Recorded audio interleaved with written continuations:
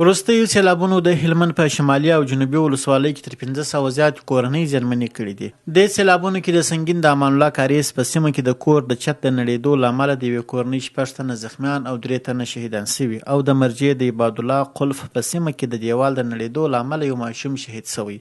هلمند کې د پیښو پر وړاندې د مبارزې د آمادګۍ رئیس مولوي جمعه خان مستقیم وایي د مرستې چې د خوراکي توکو ترڅنګ د پخلنځي وسایل، کمپلې او روغتیایي کټونه پکې شامل و د زیانمنو شویو کورنیو سره په عاجله توګه ترسره شوي دي.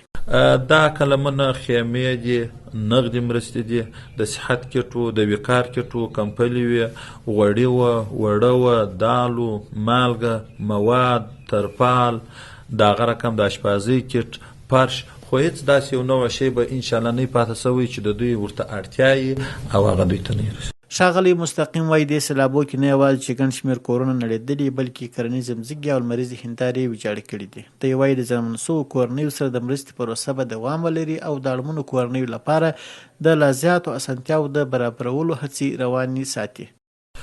دا 2 قسمه کورونه وه.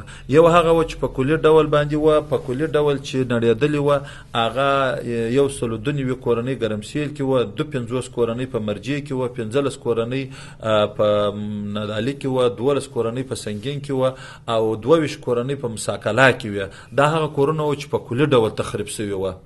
خو دغه نور کورونه چې بیا وه هغه بیا په قسمي ډول باندې تخریب شوي وه چې هغو ته هم د دوی پر قدر د ضرورت مې د قسمي ډول کورو ته هم رسیدګي کړې ده، مرسته مې ورسره کړې ده. په کلي ډول چې تخریب شوي هغو ته هم بیخي د یوې سیلاب ځپلو کورنۍ غړي عبدالباري د اسلامي امارت لخوا د سیلاب ځپلو کورنیو سره د مرستو د ورکړې رضایت ښیي، خو غوښتنه کوي چې دا مرستې باید دوامداره وي.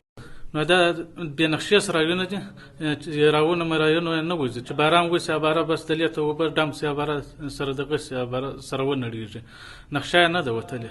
د لښکرګاه ښار اوسېدونکی غازي د اسلامي امارت مننه کوي چې د سیلاب ځپلو کورنیو سره عاجلې مرستې وکړي.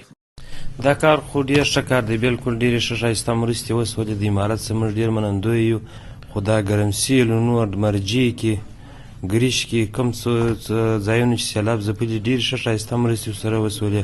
مابعد کې موږ د امارت څخه دا توقع لرو چې دې سره کومک وکړي او په آینده کې هم دا کومک جریان لري. هلمند کې د پیښو پر وړاندې د مبارزې د آمادګۍ ریاست وایي په دا ولایت کې هغه کورنۍ چې سیلابونو زیاتې زیانمنې کړي ورسره د زیاتو مرستو او دوامداره ملاتړ په تړاو مرکزي ادارې ته ورسره د مرستې کولو پیشنهادونه لیږل دي.